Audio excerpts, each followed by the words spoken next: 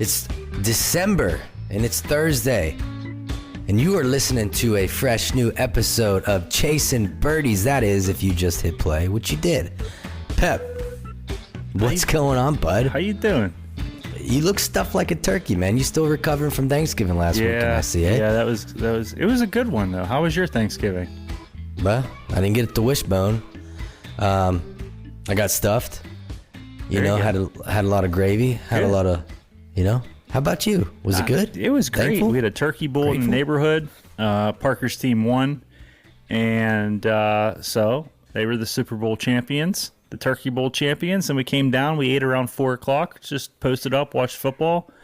Realized I drank a bottle and a half of wine alone, and might be a problem.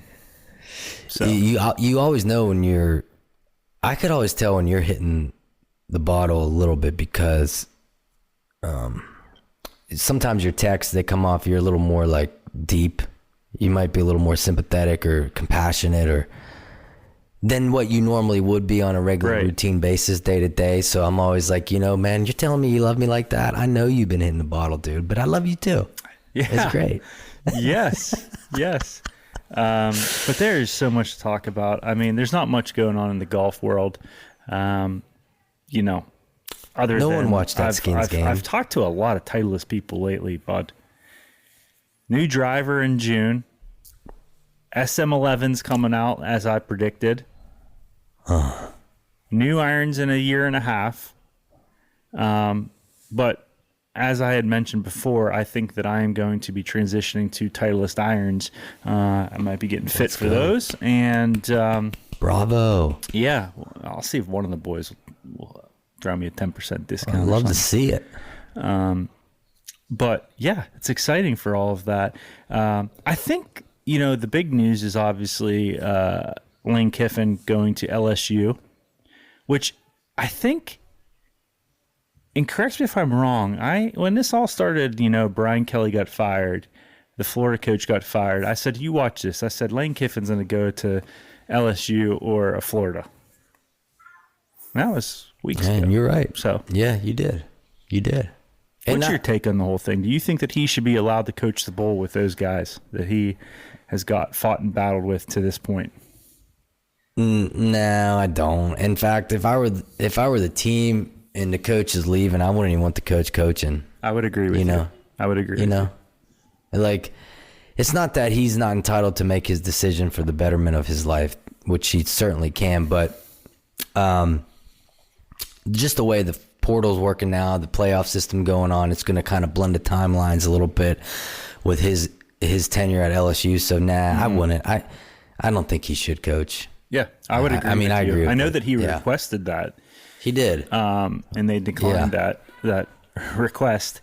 But that'll be interesting. LSU, they've kind of him-hawed along the last couple of years. Maybe this takes them to the next step up. I'll tell you who I can't stand. I'm a big fan of Diego Pavia. I think he's a dog. I think he battles. Heisman. He fights.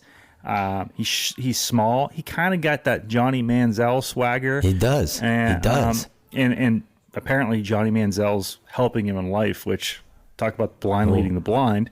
Man, his brother, what a little smack off he is, huh? Second time he's been arrested this year on the road. It's like this family thinks they can do whatever they want because Diego's kicking it at Vandy. Yeah. I mean, and that's probably synonymous for a lot of people in that type of way. Let's live vicariously through my brother. And I go to every game. I cause a ruckus. I think I can do whatever I want, and I get arrested twice. Yeah. It's kind of funny, actually. It's just it makes sense. That guy's brother's getting arrested twice now. Yeah. I don't know. Back to. Yeah. I mean, that's childish. Like, who the hell gets That's like me getting arrested at a member guest spot. Like, if you're getting arrested at a game, you shouldn't be going to the game. Like, why are you getting arrested going to a game? And does it really matter that much? Like, knowing my brother's the star, I need to act like a normal human being here, so I don't bring any negative attention to him. Right. Stupid. But back to the whole Lane Kiffin thing. I just don't know. It's just so hard with today's landscapes of college sports. I mean, basketball. Take basketball for example. Dan Hurley ran one of the best programs for how many years? The last couple of years at UConn, and you can see this year, although UConn is still a contender, his coaching abilities. He's got to fight the NIL. Now you look at football. You look at a team like Texas Tech, who out of the blue has become a dominant team in sports in college football. And several years ago, they were poop. And so is it because of the players or the coach or the recruiting aspect? So my point is, I don't know if Lane Kiffin can, in his capacity as Lane Kiffin, take LSU to the promised land. And God, we know the governor thinks so. Well, I mean, Bud, we got the governor. Well, I think yes, because it's LSU and they're going to have a ton of NIL money. So yes, I do think that is going to obviously benefit him and help him out. There's no more 18, 19-year-olds being recruited out of high school, and it's all within that portal, I guess what they call it, to get these guys over. So like Nick Saban said when he retired, he had to recruit him to be there. He had to recruit him to stay, and every question was, how much money are you going to give me? How much money? Yeah. And it's just, as I've said before, I feel like, hey, every kid deserves a chance to transfer, right? I think one transfer free is fine. When you start playing 4 years at 4 different teams, yeah, bud. Hey, bud, how about we go back to when you used to transfer and you had to sit out a year? Yeah. So you get one free transfer. If you do it again, you're sitting out a year. You're done. You can be 27 years old playing college football, bud. Yeah, I like it. Living the dream.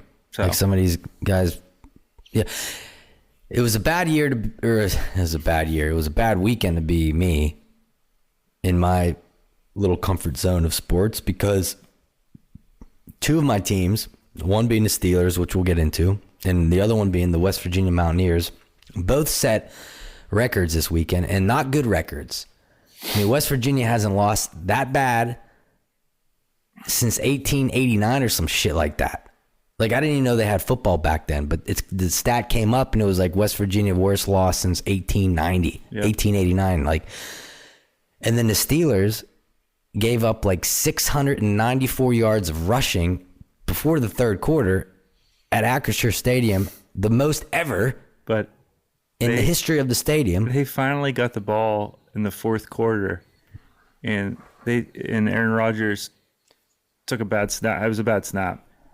They lost 15 yards on it. They had 75 total yards at the start of the fourth quarter. 75 total yards. It's again, dude. That's another one. Everybody, they're 4-2. They're so good. Blah blah blah. The Baltimore Ravens were 1-4. Well, now who's leading? You had every team on Thanksgiving do what you needed them to do for you to win this game. The Buffalo Bills are not the Buffalo Bills of the last couple of years. No, they're not. You have the highest paid defense. You're ranked 18th in the rush defense, and you have the highest paid defense. I think they're one of the worst overall defenses in the NFL. Easily. And we got Mike Tomlin. He looks like Steve Urkel out there. And I feel bad. Lost. Right. He's got no clue what's going on. He's got the headset on, but he just has nothing in it. That seems logical. Yeah, every time there's a play that they get blown up, he's looking at the Jumbotron. It's kind of funny because look, people playing at that level, you and I will never be able to understand what they go through because we're just not ever going to be at that level, never in our lifetime. And so I can't sit here and knock the players and say, hey, this person's terrible, blah, blah. It's above and beyond that. It's the schematics. It's the schematics. You look at some of these plays where these defenders are lined up 10, 15 yards off the ball. The holes that these running backs are getting. I mean, the defensive line's getting pounded, dude. Mm-hmm. It reminds you probably of being in college at a bar. I mean, people are getting pounded left and right. And what's happening? We're just getting... It's ridiculous. It has to be one of the worst. And so finally, I've recognized that it is... We want to talk about the collective. Let's talk about the collective coaching unit. And talk about starting there. Whenever that one person sits at the top and does not allow anyone else to surpass them, then the organization stays stagnant. And that's exactly what's happening. No one's going to come in that's going to be above him in the coaching totem pole. It'll never happen. And because of that is why they stay where they are. Well, in 21 years of him being a head coach, how many coaches under him have gone on to be a head coach? Can you answer that for me? That's my point. How many? There's none. Zero. Goose egg. And I'm not saying anything about his, because again, I'm coaching from the couch, dude. First off, I am not trying to critique in that regard, but I'm sure he knows football. But dude, it's just not working. Okay, it's just not working. And so the only way that it's gonna get better is if you start from scratch, start from zero. How many Put teams? Will Howard in the fucking football game. How many teams in the NFL, the NHL, MLB, all your major sports have a coach that have stayed for 21, 22 years that they are winning championships at the end of that tenure? They're not. Right. They're not. They're just not. So it might be a time for change in Pittsburgh. I'm not saying Tomlin's a bad coach. I'm not. I think that he would succeed wherever he went. Yeah. I think his message, I think his coaching style, I think his coaching abilities are all gone here. Still.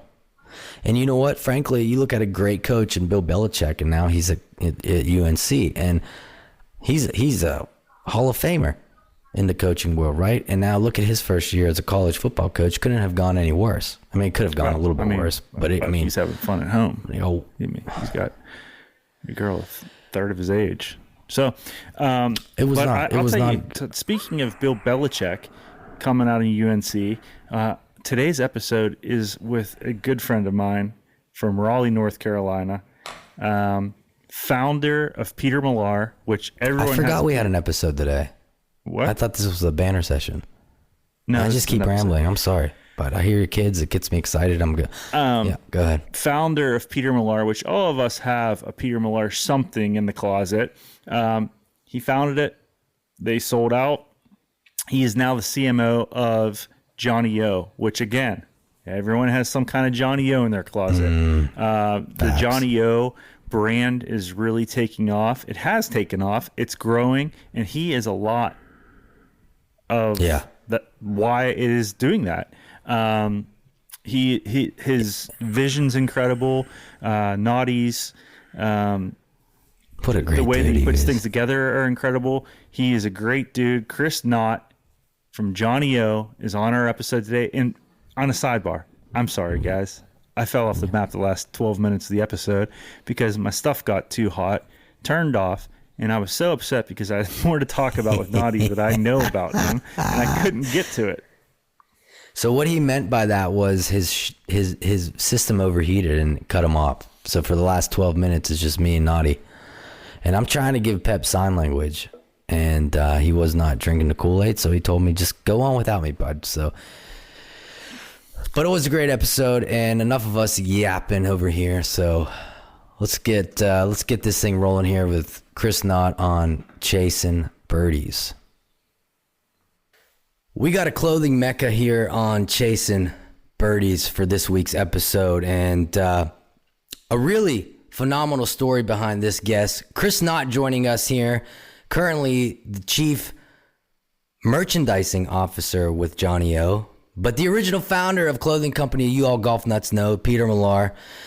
Chris Knott, man, thanks for coming on the show today. Oh, thank you guys for having me. I appreciate it. I got to laugh at myself because I just said Chris Knott, thank you for coming on the show today. I should have just said Chris. But anyways, here we are.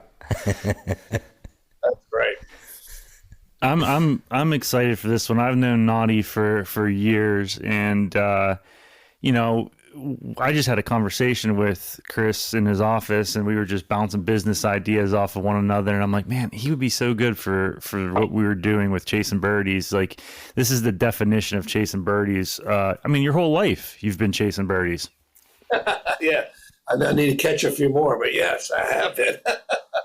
So are you? I know you're based in Raleigh, operationally speaking. Is that where you're originally from, Chris, or where did you? I grew up kinda. I mean, I'm about 25 minutes south of here in a little small town called Fuquay Varina, which is now kind of a suburb of Raleigh. But growing up there, it was about 4,000 people, and I laugh, but we got all these young people that work here now. We got like 50 people here at Johnny O in Raleigh now. But the road I lived on in town, inside the city limits, was a dirt road in Fuquay when I grew up. So I'm dating myself. And my dad was on the volunteer fire department. He was in charge of spraying the oil on the road to keep the dust down. Can you imagine that? They're spraying like oil on a dirt road. That's like crazy. Right into it. But it was good because growing up there, it was real. Everybody worked as a kid, and there's a really cool men's clothing store that's still there that I got to get my start in when I was like 14 because I didn't want to work on the farms. And it's funny, the great granddaughter of that clothing store is, right behind this wall right here, and her name's Catherine Ashworth. And she won the North-South Junior back in her day, played at East Carolina. So it's kind of funny how we're all kind of sitting here talking, and I started out working for her granddad in that small world. That's a wild story. Yeah, it's cool. So is that's where your love for the clothing came from, working in the store as a 14-year-old? Exactly. And my deal was I wasn't a real tough kid. Like I said, I didn't want to go work in those fields, with all the big football player kids and stuff. So I weighed 100 pounds in the 9th grade. And I was like, man, long story short, I went and got a job and started meeting all the sales reps. They were driving nice cars. They usually had their golf clubs in the back. And I at a very young age, probably when I was 15, I knew I wanted to be a clothing sales rep, because I didn't know anything about manufacturing at the time, but I liked their lifestyle. They got to go to cool places. They seemed like cool people.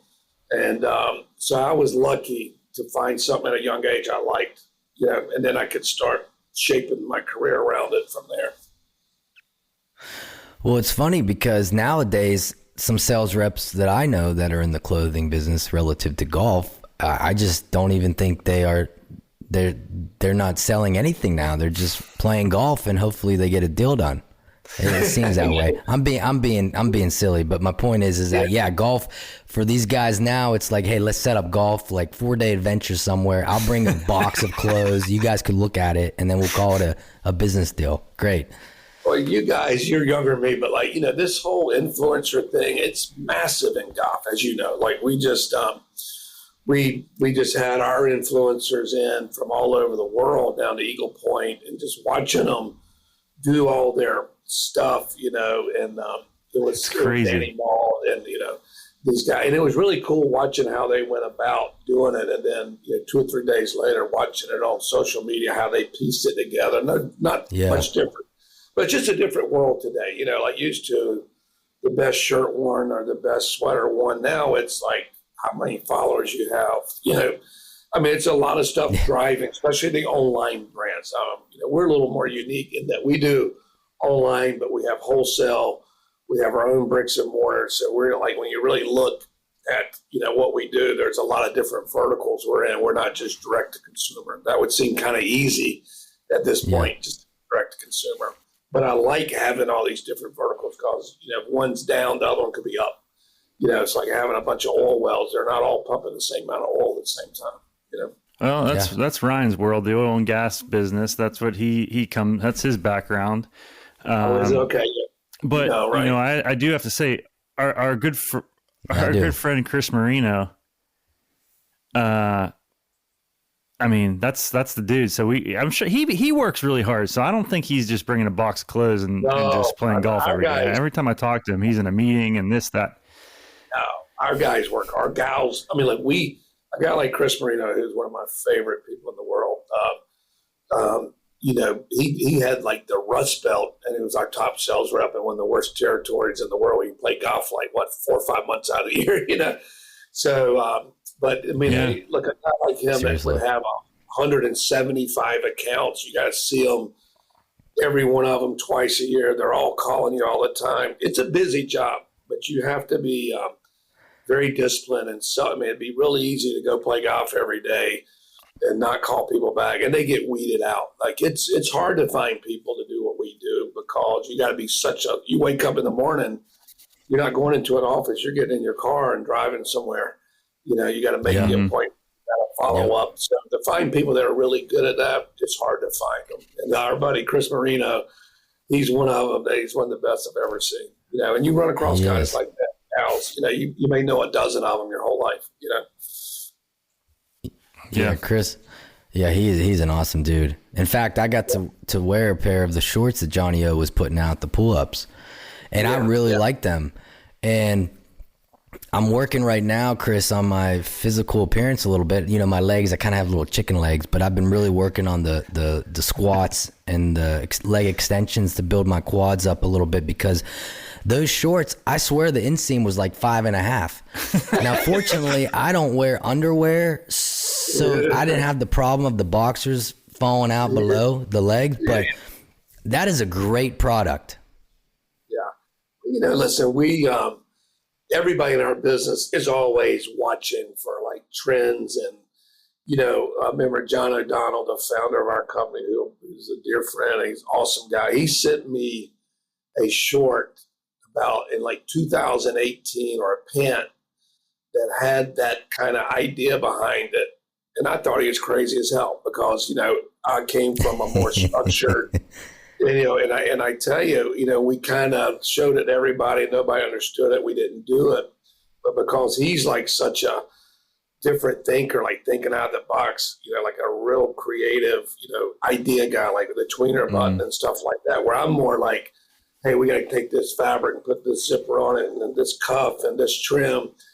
It's been a nice marriage, is where I'm headed, because sometimes I get so caught up in what's the guy really wearing that I'm going to see at the member guest this weekend, versus let's shoot 3 years ahead and see what, and men's is not that crazy like women's, but I give John O'Donnell credit for that, and even like he's out at LACC where you wear long pants, and he was watching guys wear like that Lululemon knit pant, the ABC pant, way before anybody on the East Coast was wearing it, because back then guys weren't wearing Lululemon, and nowhere you play golf in the summer here do you wear long pants, right? But at LACC you do. Right. And that was like another example. So I think like as you look at these ideas, it's a collaborative thing that it all kind of comes together, and then our job is to take it to the market with a story that makes sense for guys like you to understand it. You like that short for a lot of reasons, and but there was a lot of thought that went into it before we made it. Yeah. And I do have to ask you, and I know the story of it, but a lot of people do not know the story of it, but you founded originally Peter Millar, and everyone knows what Peter Millar is. And you started selling cashmere sweaters out of the trunk of your car. What was that risk like for you, trying to start this brand up, and you're selling cashmere sweaters, which is not an easy sell. I will be quite honest with you, because it's expensive. If you have them, you understand why they're so good. But also, where did the logo name come from? Cool. That's a great question. So when I started Peter Millar in 2001, I was a rep for Burberry out of London. Okay, so it's a really great job. A lot of people call it the plaid, but it's really a check. They don't like you calling it a plaid at Burberry. But I worked for Burberry out of London selling the scarves, the top coats, and all that. I worked for Hickey Freeman, which is a licensed suit and sport coat maker for Burberry at the time. Then I worked for Gitman Brothers Shirts out of Pennsylvania that made all our shirts. I had a really great repping package, and I was doing really well. I had all the customers in the Southeast buying it. The reason I'm telling you this part of it, because I had customers. Like I had relationships with stores, not golf courses, men's stores. So, but what was happening was these companies were going more vertical. Like Burberry didn't really want to sell the nice men's store that I grew up working at, or the store in Memphis. They wanted to have a store in New York, and they wanted in Dallas, and they wanted to sell Neiman's and Nordstrom, and and they wanted to make it more exclusive, which they did. So for me, here I was a rep, the number 2 guy in the country at the time, really making a nice living. The writing was on the wall. I'm not going to have a job in 3 years. So I was a 1099 employee because I worked for all 3 of those companies. I wasn't getting benefits or insurance from any of them. And this is not many people know this story, but my best friend, a guy named Philip King from Fredericksburg, Virginia, I met at East Carolina. He had done a mortgage for a guy that had just moved to Virginia from Mauritius. And the guy and my buddy Philip hit it off, and the guy gave Philip a cashmere sweater as a gift for doing his mortgage. Now, nobody really knows this story. And Philip said, man, I met this guy, blah, blah, blah. And let me show you this sweater. I said, well, have him send me one. Well, this guy had moved to that area because Joe Banks was a big customer of theirs. And he'd moved there. They're based in Baltimore. And he was trying to get their dress shirt business and sweater business, all stuff. Long story short, I called the guy. I'm like, what does this sweater cost to make? And he goes, well, I could have them landed in the U.S. for like $50. I'm like, wow. I never was a sourcing guy. I was always a sales and design. I said, really? I said, well, I could sell those for $98. That'll end up being $198 retail. So that's how it started. There was no business plan. I had customers. I said, I can sell these to my customers. So I put together a V-neck and a cable crew and maybe a vest, had a color card. And I went out and sold 4,800 sweaters, right? Me and some buddies of mine that were sales reps. Well, it came in, it was like $400,000 worth of business. Well, that first season, I'm like, shit, there's a long story about it, but when it was all said and done that first season, I netted $200,000. I mean, I was like, this is unbelievable. When the light bulb went off, it's like I got other people selling my stuff that I'm making money on, not just what I sell. So I still was working for Burberry. I was a 1099 employee, and it just kind of kept going up and up. It wasn't like a gun to my head. I got to do this because I was financing it out of my checking account. And I brought some guys in to be my partners up in Bristol, Tennessee, because I needed the production and back office. And those guys now own Turtleson. They're great guys. Greg Oakley and Chet Sikorsky. And we're still great friends. Yeah. And I said, look, I'll go design it, get it sold. I need y'all to do all the rest. And then, this rep in California said, hey, we need knit shirts now, and it's a great story. You could do a movie about it. Then you just kind of started adding categories, right? And then it became a real deal. So I had to quit my real job. Or they actually called me and said, hey, make a choice. I had an anxiety attack for about that. I had a 1-year-old. I just remodeled a house. I was about $100,000 over budget. It was pretty sticky. So, but the fear of it not working is what made it work for me. And I'll show you a picture. But my mom, who's passed away since, but she was a local antique dealer, little mom and pop, nothing fancy. And she would get these antique things from different people that sold her stuff. And there's a lawn ball, LAWN ball. And it's a ball that's not completely round. I'll show you a picture of it. And over like in the UK, there's a game where they roll this thing around. It's like bocce ball, but they're about this big. And the guy's name on it was Peter Millar. And over there, they pronounce it Millar. So anyway, I'll show you a picture. So I had this ball, and I'd use it as a prop, like at my Burberry trade shows and stuff. It'd just be like, because it looked kind of English or whatever. So this ball right here, which I still have, is my mom gave me. And I thought, hey, I got this little silly wooden 1930s ball. Why don't I name this cashmere sweater company after that? At the time, it's going to be a cashmere sweater company. Well, the funny thing about it is over in the UK, and you think of the best sweaters in the world coming out of Ireland and places. There's not a single cashmere goat over there. They're all out in Asia and the Himalaya mountains and all that, Mongolia. But the Scottish invented the way to sort cashmere the best. So that's why all those really nice cashmere sweaters you see that were made in Scotland were coming from Scotland, because they figured out how to take the yarn and spin it and sort it the best way. So anyway, that's kind of the background of how it started. And then, one season, the next season you do $1 million, then two. And then I realized at a young age that, the stuff I'm not good at, I don't try to do, so I'm a sales guy, product guy, marketing guy, that's how my brain works. I mean, I understand numbers, but I never wanted to be in front of a spreadsheet all day. I get bored to death. I'd rather be in the car driving and selling. So as the company grew, I wasn't afraid to bring in partners that knew stuff better than I knew, and I don't regret it at all. It worked out great. We're not partners anymore, but I had enough sense to know there's somebody over here that's a better CEO than I will ever be, and I'm still not a CEO. I don't want to be a CEO. I'm a product sales idea guy. So long story short, I think that's the lesson learned here. Don't be afraid to bring somebody on your team that can do something better than you, even if you have to give up some control to do it, And I would preach that to every business out there, That's such a remarkable story. I mean, that is just far out, just seeing how that kind of developed. And here's the thing that I picked up most on that, Chris, that I probably sometimes say, which might not be really valid at certain times, but you didn't have a business plan. I think oftentimes people, when they're starting a business, now granted, it might be for the bank or financing in that regard, but you can't, at the point of the beginning, you can outline in your mind, maybe on paper, but to have a business plan from start to finish, it changes on the regular. And oftentimes it's just about putting things in motion and then pivoting from there. You know what I mean? Which is kind of what happened.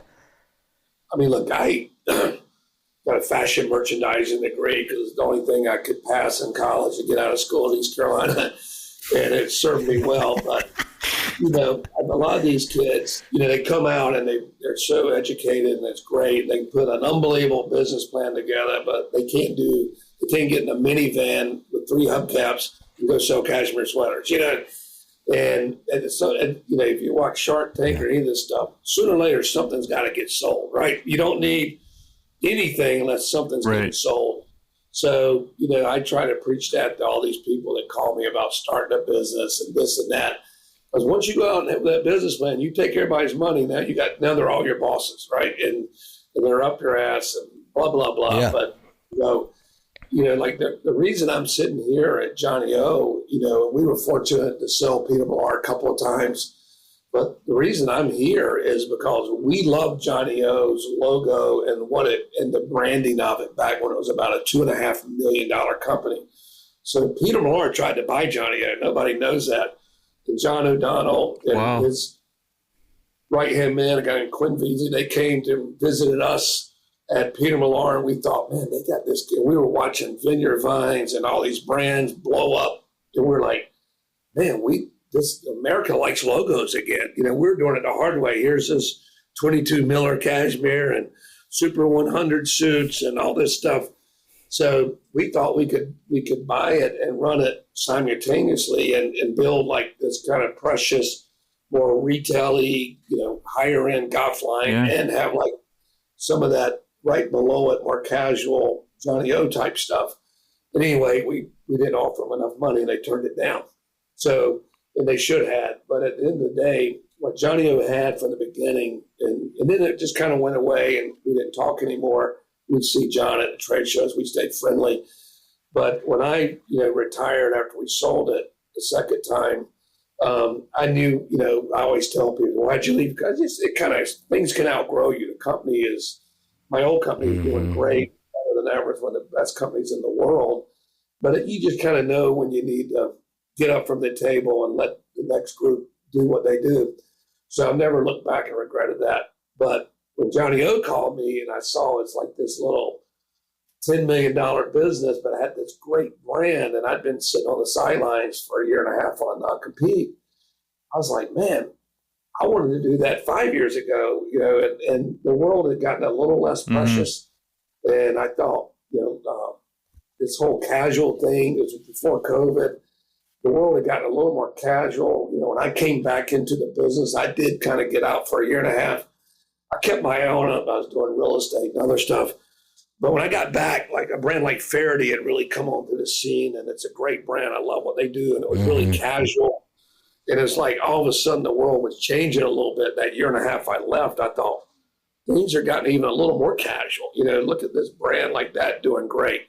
And Johnny O was West Coast, and it was a little more SoCal. And I was like, this looks fun, So long story short, we rented a little office in like one of those little Regus offices, about 450 feet. It's like a hotel room size with a shared copier, and a guy I worked with before had already left and came to Johnny O. And long story short, we started designing product in that little office. And, this year we'll do around $200 million in revenue, and it's all really great business. Wow. And when I exited Peter Millar, which so cool. I thought was the greatest thing in the world, we were doing about $100 million. So it's been fun. I guess for me, I'm probably the luckiest guy in the world to have been associated with two great brands. And it's kind of been a little more fun, even probably the second time, because you didn't have all the pressure on you that, like, if it fails, it's on me, Right. So I've been lucky, like, to have done what I've done twice and been involved with two great brands. I feel like the luckiest guy in the world. Well, also, correct me if I'm wrong, but Peter Millar, you were spending your own money, right? It's a little different. Yeah, for a long time, yeah. When you're doing that. Yeah.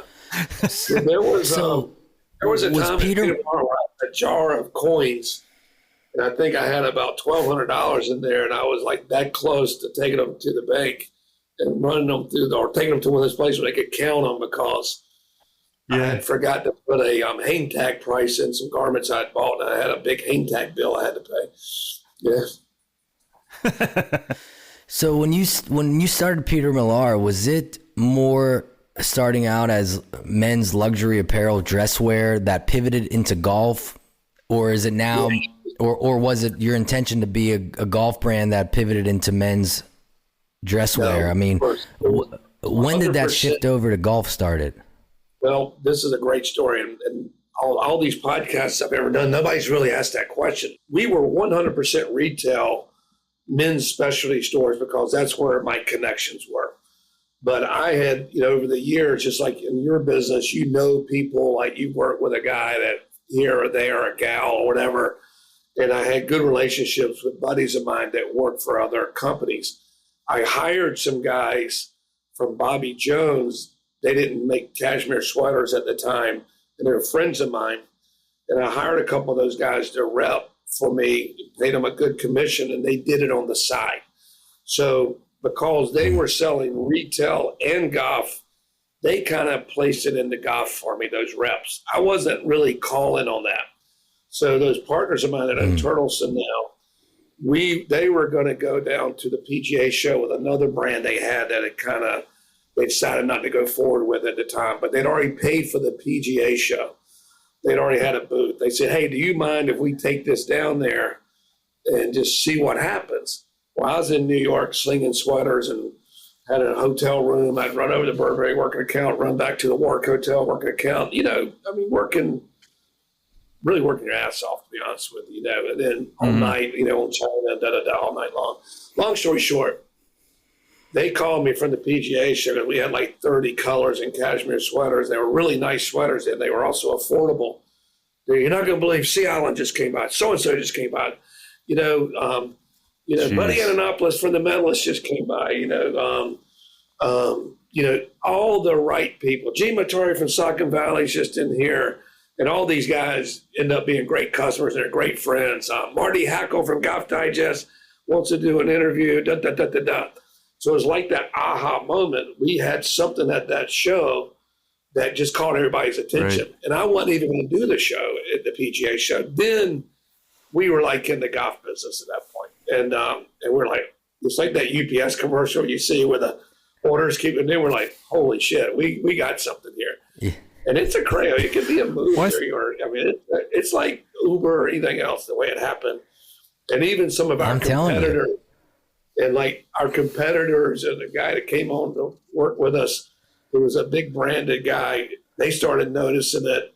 Then what happens is people that work for other companies that may not like their commute, or they think the company's too big, or the company doesn't care about golf, then they start calling, wanting to figure out how can we work together, and then that's how things happen.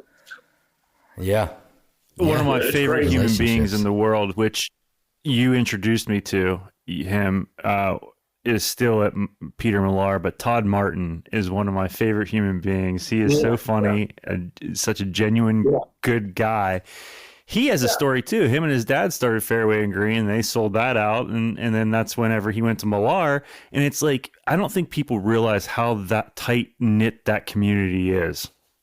It's a very fraternal business. Everybody's connected. And look, Todd Martin he was the dean of the golf business. Like Fairway and Green owned that business back then. Still a great company, but his father sold it. I'll never forget walking by their booth, and they'd kind of become part of a bigger company. It happens to all of us.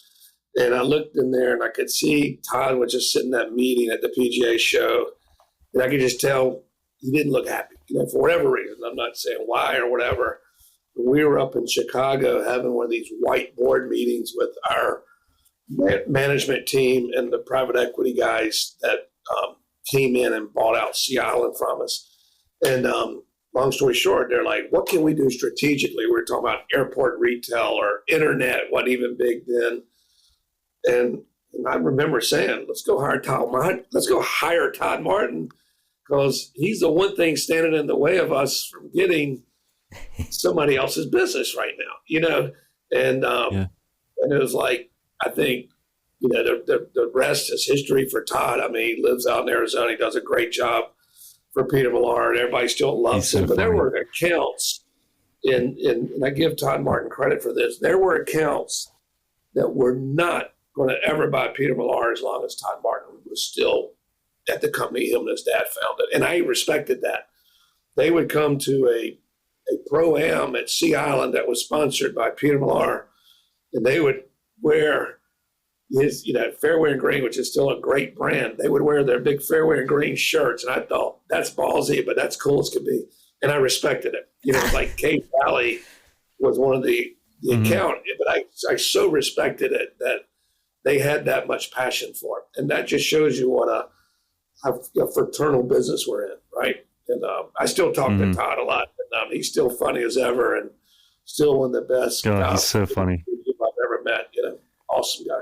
I love the business side of this story, man, because there's so many parallels. I'm not comparing your story to mine personally, but in business in general, with a lot of entrepreneurs when they're starting off and getting through the adversity, staying committed to their vision, what they want to try to achieve. And a close friend of mine who has since passed away, Joe Hardy, he founded 84 Lumber back in 1956, which was it still is the largest privately owned lumber company in America. Maggie has it now, but Joe was a dear friend of mine, kind of took me under his wing, so a lot of influence on my life. But I remember he would always tell me whenever his cash and carry lumber business was growing, starting in 1956, he had stores opening up. And he said he would sit there and they would have bills coming in from all these vendors. And he said, we didn't have any money to pay them. So he said, I would tell my secretary, throw them up in the air, and whatever ones landed face up, those are the ones we'd pay this week. And he got a kick out of that. But, kind of similar to your, with all your verticals going on and this, that, and the other, you just kind of, they always say when you're an entrepreneur, you jump and you figure out on the way down how you're going to land. And that's so true. I've never heard that, but and look, anybody that knows me, I tell you, that's me. I mean, like I don't act like I'm the CEO. I don't act like I can run marketing. Like, I'm just telling you, I stay in the lane I know. And if I don't know it, like, we launched Ladies recently and they said, hey, do you want to do it? I said, no, that's not what I know. Like, I know fabrics, I know factories, but like, I'm not going to be able to sit here and tell you what women want to wear because I'm a menswear guy. Now, we got people that do it that's been successful. It's tougher business than men's, but I'm not even going to act like I know how to do that because it's a different animal, And I think, like, by being able to wear, everything I've got on today, down to my underwear and socks, we made. But everything's good. Like, this footy I've got on is the best footy I've ever made because I figured out 10 things about all the other footies I didn't like. And then I figured out why they fall down and figured out how to make them and all that stuff. So, the pockets on these 5 pockets are deep enough because I can't stand to stick your hand in the pocket, or, the back pockets aren't too low. And, all of that stuff that when you buy a product that we've touched, all that stuff you like about it. We got 3 people right here beside me that do nothing but fit. We wear shirts off in here every day trying this stuff on. I think where brands go wrong is they get away from that. And like, if a collar, we got in a beautiful Lar Piana vest yesterday, beautiful storm system. Well, the collar right here needs to be rounded a little bit. It's just a little too sharp. It kind of hits you on the chin. We fixed it. So to me, as long as you like doing all that stuff and you love it, you'll probably be successful as long as you've got all the right people behind you to count all the money and keep your finances in order and keep your execution. I mean, you think about the golf business. Every hat you see logoed or shirt, that thing comes in. Somebody has to unfold that shirt, put the right colors on it, get the right logo, the right position, steam it, refold it, and ship it. I mean, that is a complicated business. But you got to figure out how to do it and have the systems and the people to do it, or you'll go out of business. It's very hard to execute that, but that's a lot of great jobs for Americans to do it because it's all done here. Well, I was sitting in your office a few months ago at Johnny O in Raleigh, and it's such a cool office. It's just bright, vibrant. The showroom's cool. But what I thought was very interesting and people don't understand in the clothing business is I walked back to where your girls were designing things. And I mean, think about that. It's probably 3-4 months ago. And I said, "Oh, what are you guys working on?" Like I was their boss or something. I mean, like I had no... Here, they're designing things for fall of 26. And we're a year and a half out and you're already game planning this. And my big question is, how do you pick the color swatches for fall of 20? Like, how do you guys get to that point? The influences for that far away. Easier for men than women, right?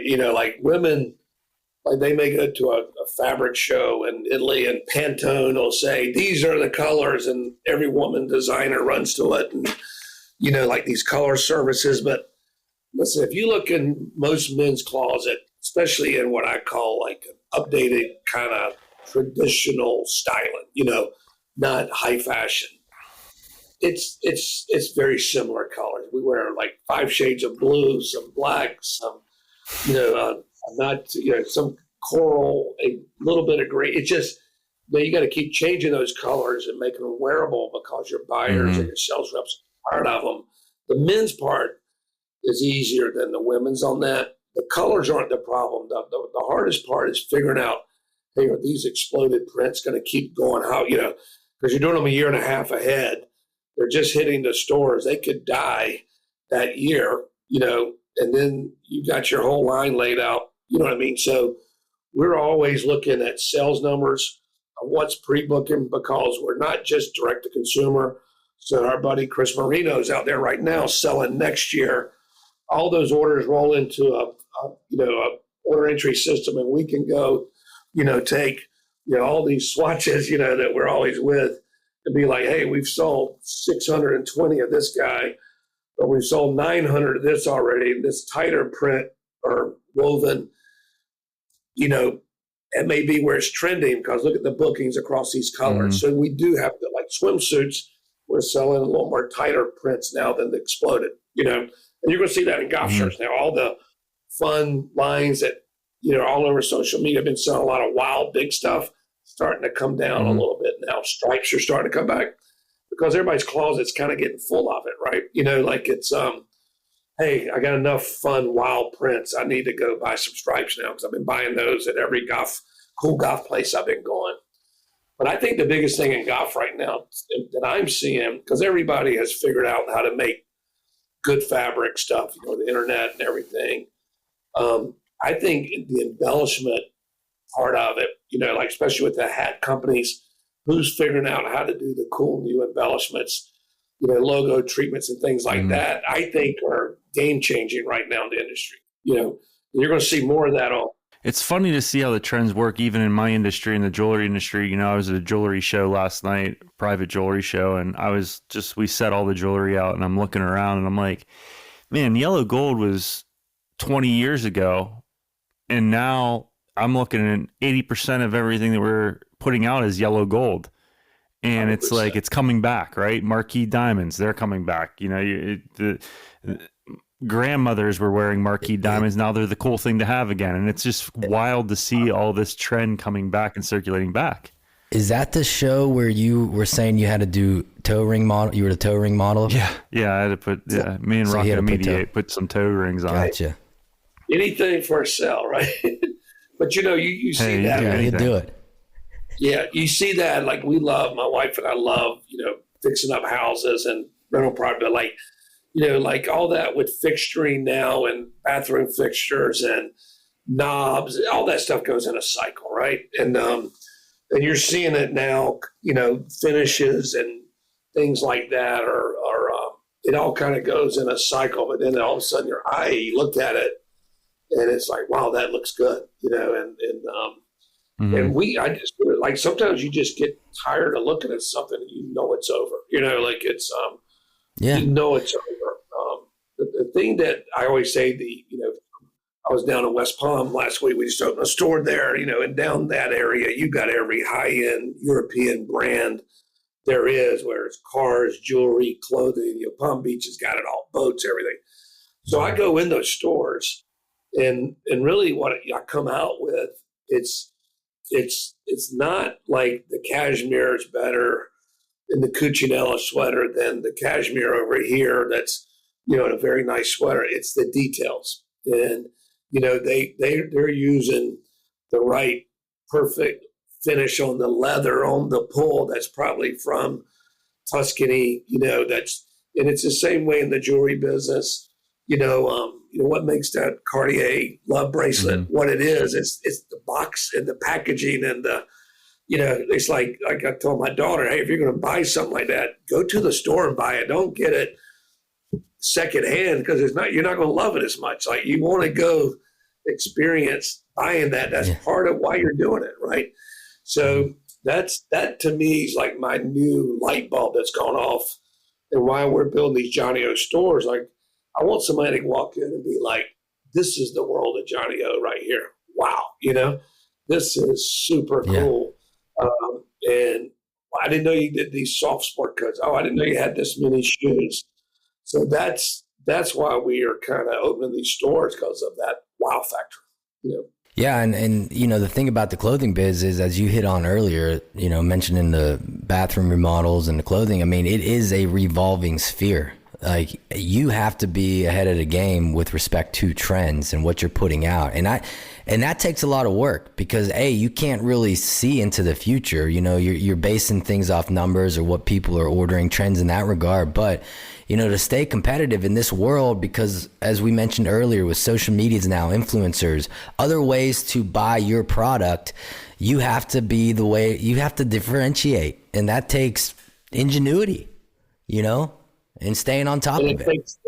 It takes different eyeballs on things. And like, there's a few brands out there, that you see, like the Nikes of the world and the Adidas's, like they didn't get to be these unbelievable brands by just making basketball shoes and putting them on. Like if you look at like the collegiate and NHL and NFL licensing business, a lot of people get turned on to a brand that way. Like they may not be a golfer like we are and buy a Johnny O golf shirt and at Bandon Dunes or whatever. So there's different ways to get turned on to brands. And then if you kind of love a brand, we have a term that this is an old term we've always used called sheriff closet. Like I want you to go in your closet and be like, wow, there's a Johnny O sport coat. There's a woven shirt. Here's some pants, shoes. Oh, here's that footy that he was telling me about. Here's some sweaters. Nobody's closet is going to be all 100% of anything, but we like to have a share of your closet for sure. And you do. Well, I can attest to that. Is there anything that you guys are pushing or working on that, might be a little bit out of the ordinary for the brand, or anything new in that regard of a piece? I'll tell you something that's a great question. you have some good questions here. We were sitting around, like, we're always talking about what's a new category that makes sense for our brand. And like something I love, you can never wear all the outerwear you have. You can never wear all the shoes you have. You can never wear all the sunglasses you have. But for me, I'm a kind of a sunglass. I'm a little bit of a nut about it because I know what I want them to do, and I know how I want them to perform. And I had this idea, is like, you got all your nice, beautiful Oliver Peoples. You're cool. Go to dinner. Go out to lunch. Wear them on your boat. But they don't work on the golf course. And then you've got like your kind of athletic things that look kind of cheesy, that don't work at dockside after you play golf. You're going to have a painkiller at the dockside to have a drink in them. So we just came up and launched them, and they've been very successful, of like really great sunglasses that are lightweight because you're not getting any sunglass fatigue when they're heavy. They've got Zeiss lenses, which are the best lenses you can buy in sunglasses. You put a lot of money into the lens. They're very lightweight. They got hinges, so they don't bend and stretch out. They've got the little rubberized here, and they got the rubberized nose, wow. But they look like really cool Italian sunglasses. Well, they're great. You put them on your hat. They don't fall off. You wear them when you play golf. And what people don't realize, if you're on the water, polarized is what you want with reflection. But if you're playing golf or driving, right, you don't want. So we kind of introduced non-polarized and polarized. They're like $138 retail. People love them. They're like, why hadn't anybody ever done this before? And if you lose them, you don't feel like you got to go to the bank and take out a loan and buy another pair. So to me, that was a cool thing to start.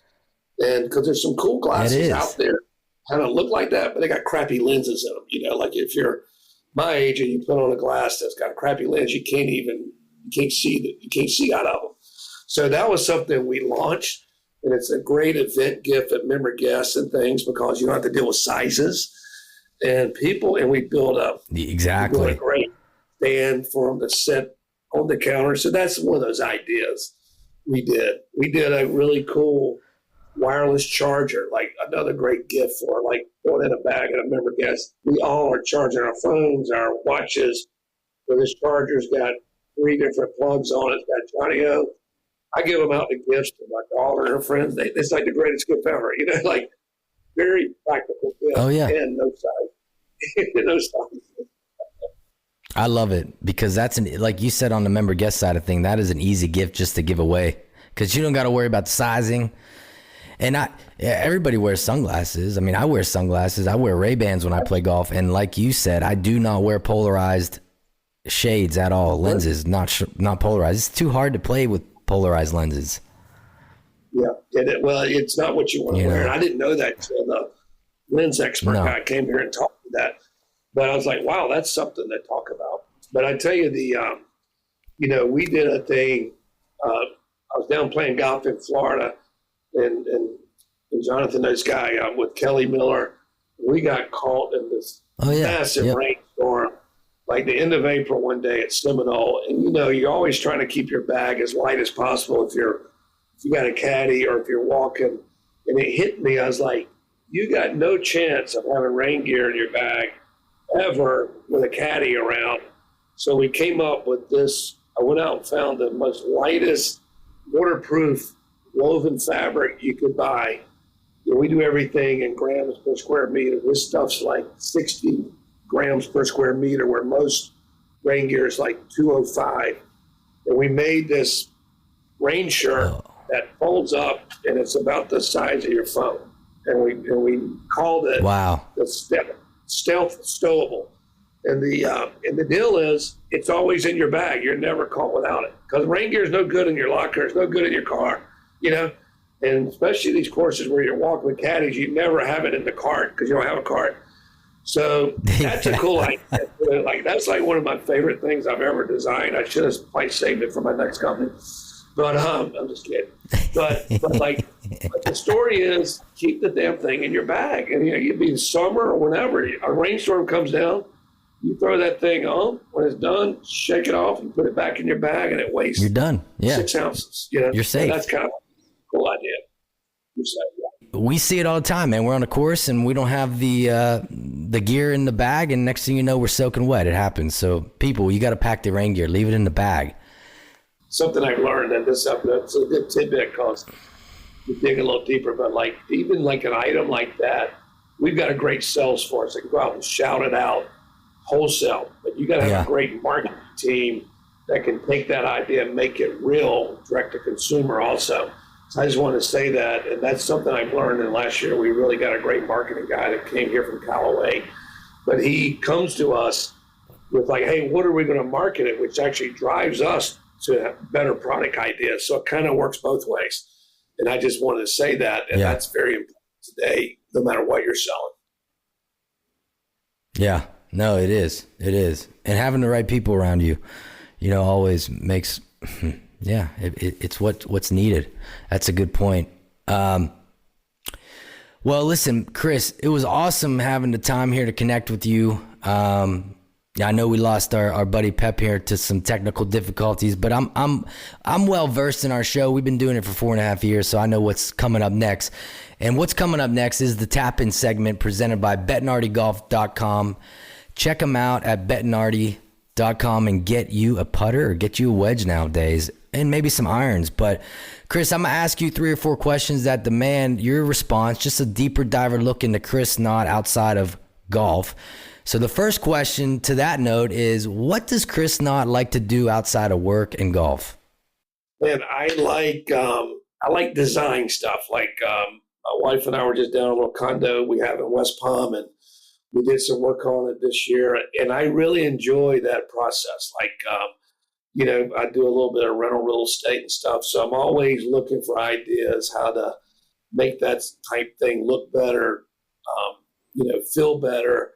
And I'm not like into cars, or I'm not really a watch guy. I'm wearing a Timex here.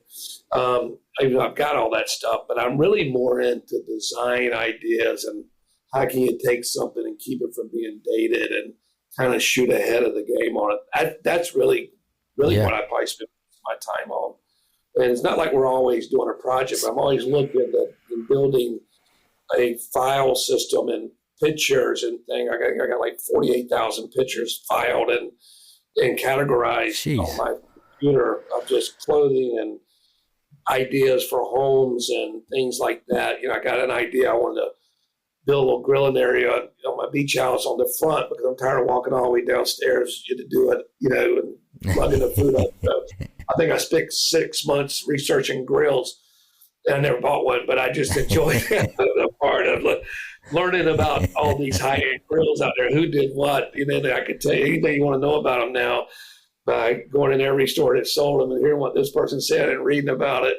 So I don't know, I'm a little bit of a weirdo with that stuff. Well, it's another entrepreneurial trait that you possess, which has been exhibited all through this show. So what's one pet peeve of yours? I'm pretty easygoing, but you know what? I just here's my biggest pet peeve. So Jonathan, he's been to this office and seen it's really cool.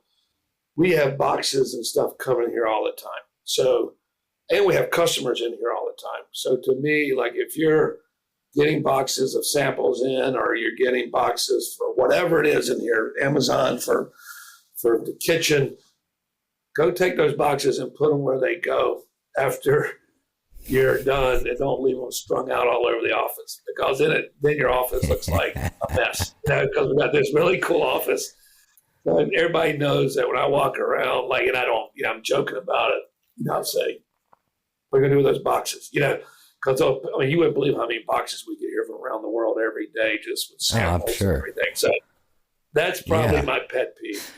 Is that? Mine is absolutely. I just hate leaving the restaurant smelling like the restaurant. Like I just sat next to the chef while I ate my dinner. I hate smelling like a breadcrumb for the rest of the day. That's funny. That is, I always tell the joke when I'm selling something that looks like a sweater, like this piece I've got on looks like a sweater, but it's actually washable. And I say that the great thing about this, you go to a Mexican restaurant and you smell like the fajitas the guy had beside you, you can take this thing home and wash it. You don't have to send it to the dry cleaners. And it's true, because that's a pet peeve of mine too. I hate it. And I carry mouthwash in my car, so that every time I eat somewhere, I got to rinse my mouth out, because I can't stand the smell like food or taste like food after I've eaten. So that's another. We get along great. I know. Love that. And I don't eat at a lot of Mexican restaurants because of that. I just, well, I'm home afterward, but if I got to go back to work, I can't handle it. It drives me nuts. Yeah, that's true. And obviously, unless you're getting really good, authentic Mexican, I feel like some of them are just kind of cookie cutter, Like, I want a burrito that I could eat with my hand, not have to cut with a fork. So that's my deal. All right, last question, Chris. If you play golf right-handed, right? I'm a righty, yes. Yeah.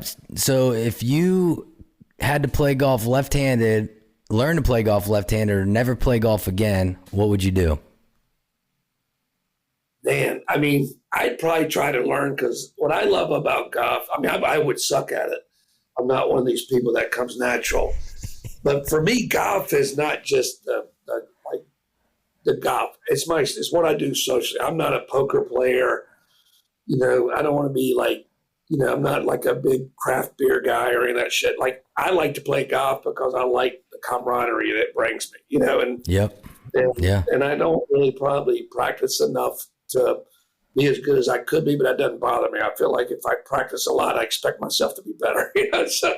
So I'd probably learn how to play because I like the whole golf experience, of everything about it. It's where I'm the happiest. You're chasing. Yeah, I love it. I love it, man. I love it. Well, folks, man, that was Chris Knott here on Chasing Birdies, former Peter Millar founder, or the founder of Peter Millar, and now running some things here at Johnny O, which we all love. And so, Chris, man, it was awesome having you on the show.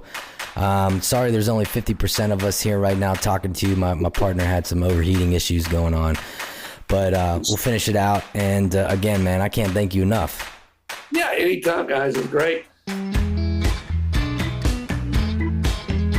Oh, my man, Chris Knott, thank you so much for coming on Chasing Birdies. We appreciated your time. I will tell you, the one thing that you guys were talking about that I was not on the air for due to overheating that he's excited about are his sunglasses that they came out with, Johnny O. I've been rocking the Johnny O sunglasses the last 5-6 months. They are so light on your face. I've worn them every round of golf that I've played, probably since May, and I just love the way you see everything. Yeah, no, he was really high on how those light things. It feels on your face. But they're doing some cool stuff. The packable rain jacket that he talked about, the sunglasses, even a loafer. I know that you're not a big fan of that, but a loafer that you could fold and pack. The Johnny O's killing it. Chris Knott, my man, keep chasing. Yeah, the story's incredible. You talk about someone with some ingenuity. Getting these sweaters and pedaling from a lawn ball place to play. Yeah, well, that's the name, from a lawn ball. I know, but from a lawn ball. But I'm saying the actual product, and then boom, and then it's everywhere, and now it is what it is. And great story. Plus, he's just a totally down to earth dude. So, Knotty, it was great having you on the show, my friend, and I look forward to seeing you down there in the Carolinas, or Kentucky's, or Tennessee's, or somewhere down there at some point. We'll play a little G, and we'll get it done. I think that we need to head on over to Eagle Point, get Chris Marino, Naughty, me, you, down at Eagle Point. Maybe Jock. I was talking with somebody over this weekend, and they had just gone to Stream Song, which I have never been to Stream Song, and I hear a lot of good things about it. I've actually heard mixed reviews about it early on, but now I think some things have changed, and a lot of people are kind of high on it. So it sounds like it's a really cool spot. I guess apparently you don't know you're in Florida, this, that, and the other. Our boy Steve Peering, dude, you had sent me something about him, and I didn't even see it, and I had to go and watch it, of him playing. Now, that day, him and Robbie did FaceTime me that morning. They were out in California playing somewhere. But I had no idea he was playing with Justin Timberlake. And that damn video of of JT making that putt, Justin Timberlake, not Justin Thomas, and Peering comes up and slaps him in the back like